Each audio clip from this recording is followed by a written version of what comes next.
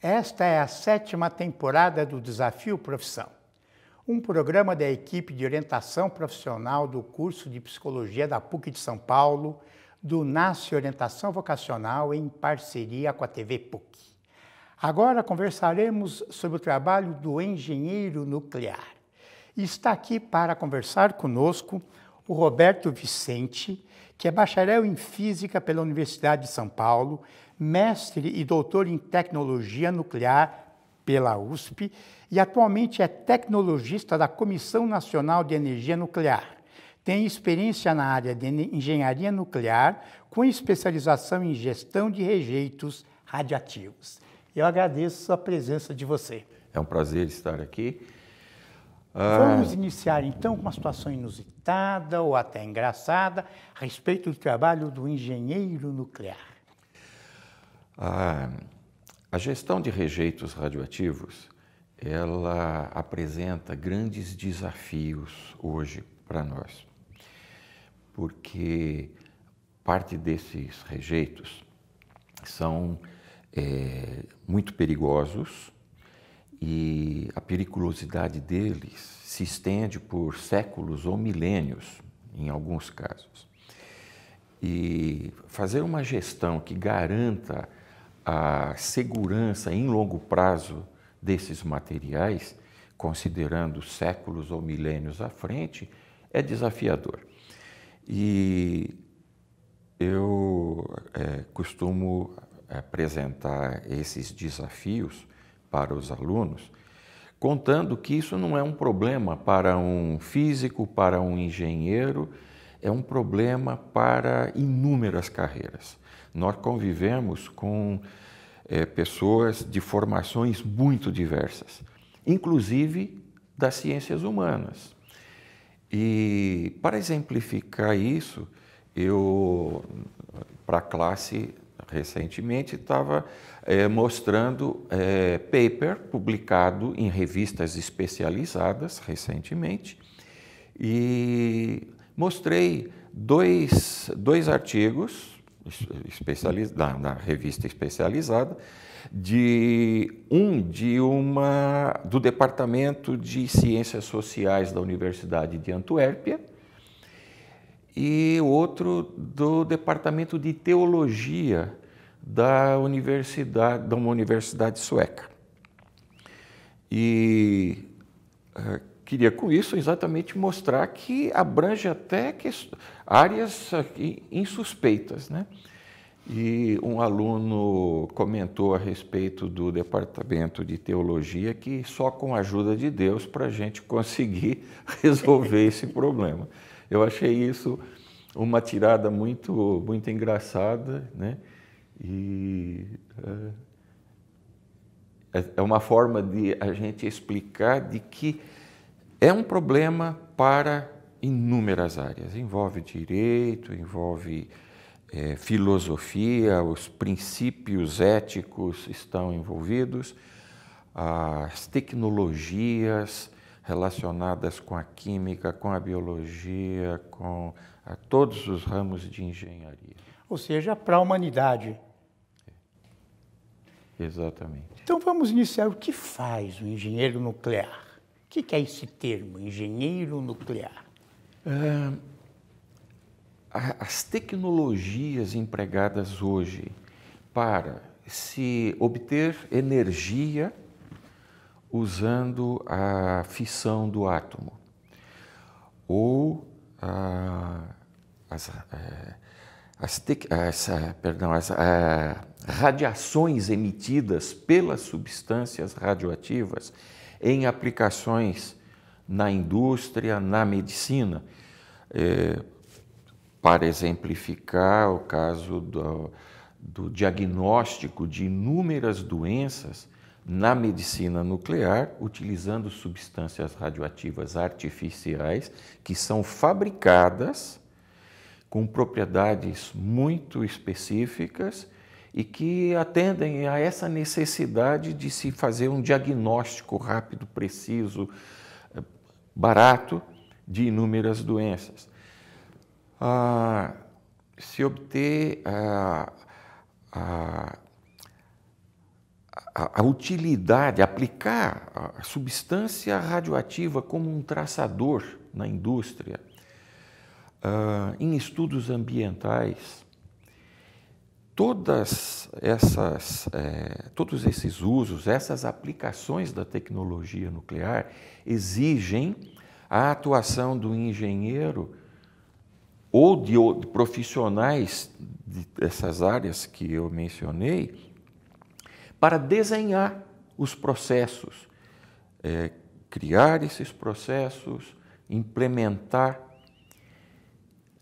fazer uso deles e, como é meu caso, para grande parte dessas aplicações, fazer a gestão dos rejeitos radioativos que são gerados ou na produção ou na aplicação dessas substâncias e o uso desses processos. Já vamos entrar nisso, mas uma pergunta anterior. Engenheiro nuclear, físico nuclear, são sinônimos ou coisas diferentes? São coisas diferentes. No grupo que trabalha com tecnologia nuclear, a gente faz pouca distinção da formação básica. Então, temos químicos, físicos ou engenheiros ou biólogos trabalhando e nos esquecemos da formação básica deles. Agora eles são pessoas especialistas em tecnologia nuclear.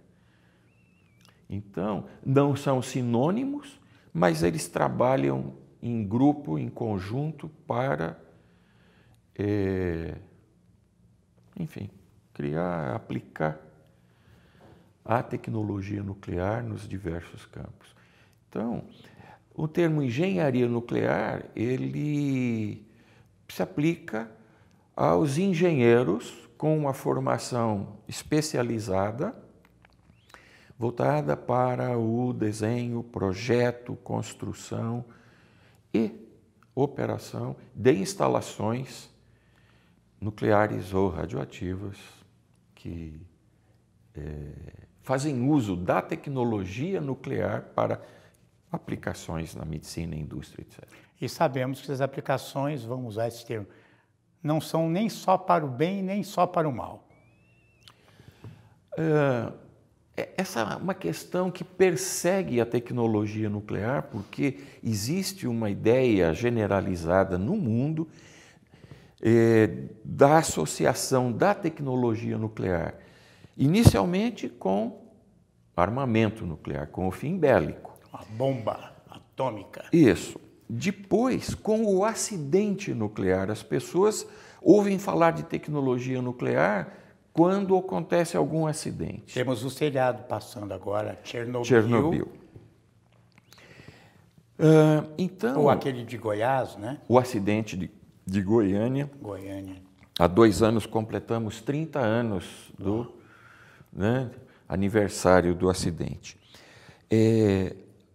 Nada tem um caráter só benéfico ou só maléfico, mas a tecnologia nuclear para a grande massa da população é levada, no caso do acidente ou de algum aspecto negativo, lamentavelmente, porque a tecnologia nuclear é algo que está presente na vida das pessoas de uma forma tão próxima e tão insuspeita que surpreende, né?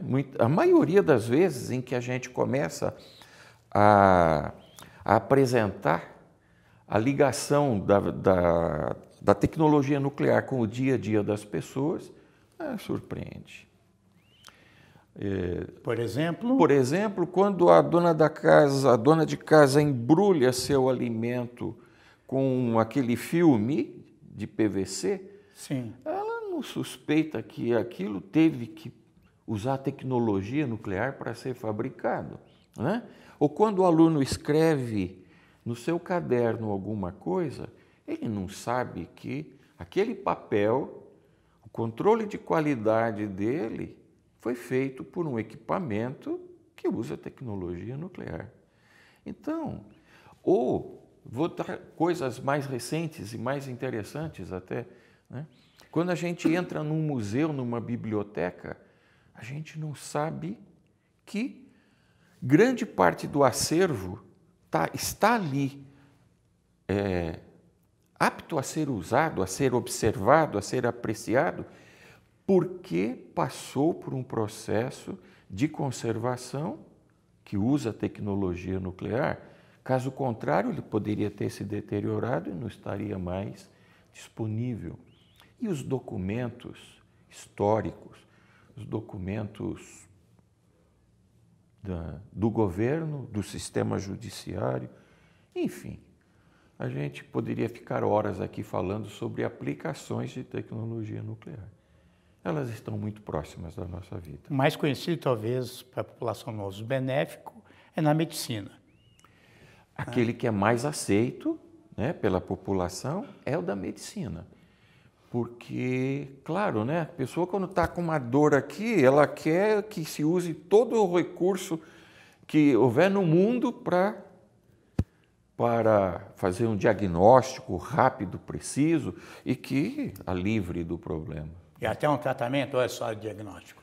Tratamento Também, e diagnóstico, né?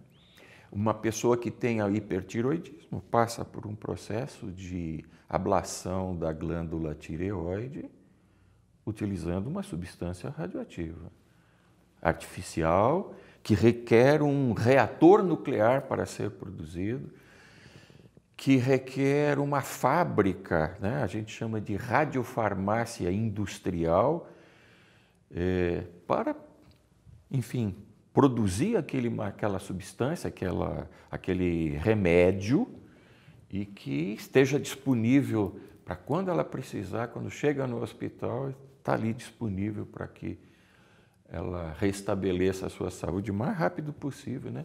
De preferência sem dor, sem precisar de uma cirurgia. E você que é do IPEM, como está o avanço tecnológico desta área no Brasil? O que você pode dizer sobre isso? Nós, no Brasil, estamos sempre perseguindo os países mais adiantados, né? Apesar dos nossos esforços em criar avanços aqui, né? Todos nós, como cientistas, temos a ambição de estar à frente, né? Mas sofreu nas últimas décadas não chegou a ser um retrocesso. Houve um freio muito grande no desenvolvimento, o desinteresse pelo desenvolvimento da tecnologia nuclear para a geração de eletricidade, que é, do ponto de vista econômico, a grande aplicação. A energia nuclear, ela tem um papel muito importante na geração de eletricidade com baixa emissão de carbono, na geração de eletricidade de forma segura do ponto de vista do fornecimento. E é uma espécie de provocação, né? Dizer também que, do ponto de vista ambiental, da segurança ambiental, é uma forma muito desejável de gerar. É mesmo? É. Mesmo com possibilidade de acidentes, como Chernobyl. Mesmo com essa história de aspectos negativos associados à tecnologia nuclear, quando a gente põe, né, como a gente costuma dizer, vamos pôr tudo na ponta do lápis, vamos fazer as contas direitinho, para surpresa daqueles que compram tecnologia limpa, tecnologia verde, tecnologia sustentável, como solar, eólica, etc., para surpresa deles, a tecnologia nuclear ganha na maioria dos casos, não em todos. Porque, se me permite, só para concluir, nenhuma energia é melhor para todos. Em um lugar, em uma época, cada uma delas pode ser a melhor que as outras. E a tecnologia nuclear tem um papel importante em muitos lugares e em muitos instantes da vida da humanidade. Provavelmente eu diria, é a opinião minha, que um combo de todas elas, as formas de produção seriam adequadas. A energia eólica, Exatamente. nuclear, todas hídrica. As energias, todas elas são necessárias, são boas. O que a gente precisa é saber usá-las com sabedoria. Falemos da sua especialidade em rejeitos um pouco. O que significa trabalhar com rejeito? O que é isso exatamente? Quer dizer, por que precisa de um físico nuclear para isso? Ou um engenheiro nuclear?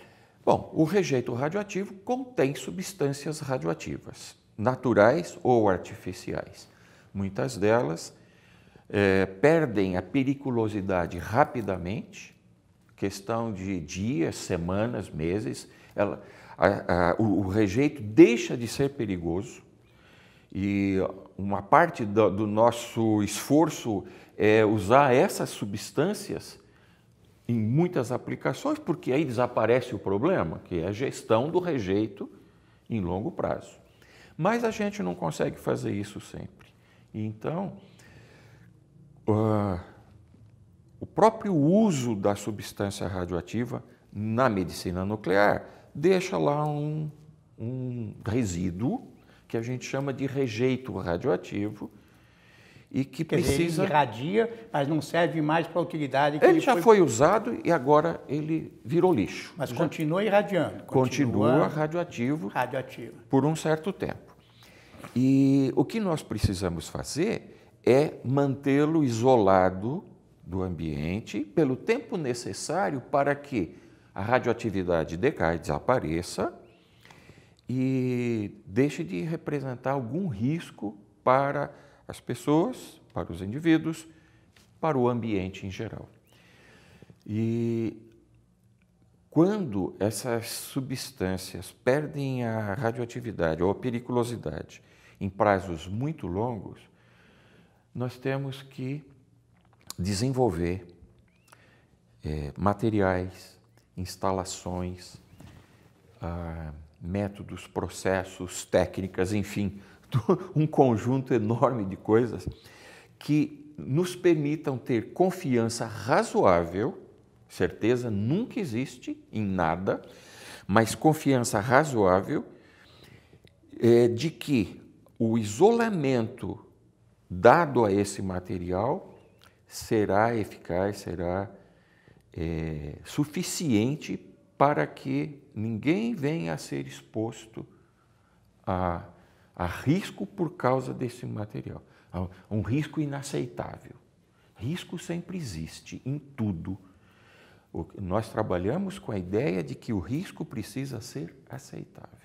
Quer dizer, aquele material de Goiânia continua sendo vigiado, supervisionado, porque eles estão em tonéis de... Né? Alguns, não sei. As 4.500 toneladas em que se converteram as 16 gramas iniciais de césio-137, né? Uma coisa que cabia numa colher de sopa de sal, né? Uma colher, porque a aparência é sal mesmo, né? Ao se espalhar, ser transportado, ser carregado, acabou contaminando muitos materiais e, no fim, recolhemos 4.500 toneladas de materiais contaminados. Que é roupa... Olha, chão, parede, telhado, panela, concreto, televisão, roupa, óculos, árvore, animais domésticos,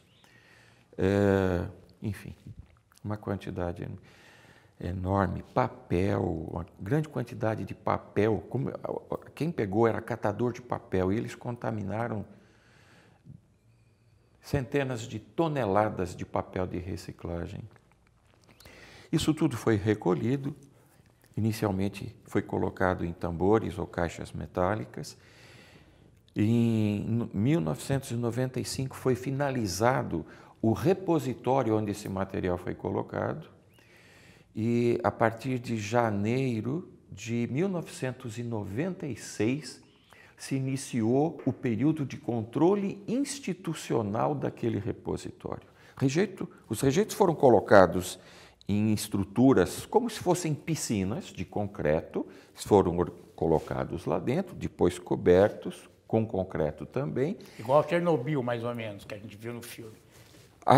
Por baixo e por cima, camadas de materiais impermeáveis. Por fim, o que se vê hoje lá é um morro verde, gramado, e ali dentro está o rejeito recolhido no acidente. O período de controle institucional é de 300 anos. Portanto, em janeiro do ano 2296, o guarda que está ali na porta, tomando conta, né, da área cercada, ele vai ser finalmente aposentado e a área vai poder ser liberada para uso irrestrito. Vamos falar, como é que se forma um engenheiro nuclear, um físico, uma pessoa que quer trabalhar nesta área? Qual é o...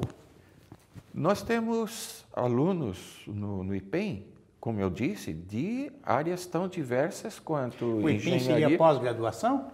Em nível de pós-graduação. Em nível de pós-graduação. No Rio tem o curso no nível de graduação em engenharia nuclear.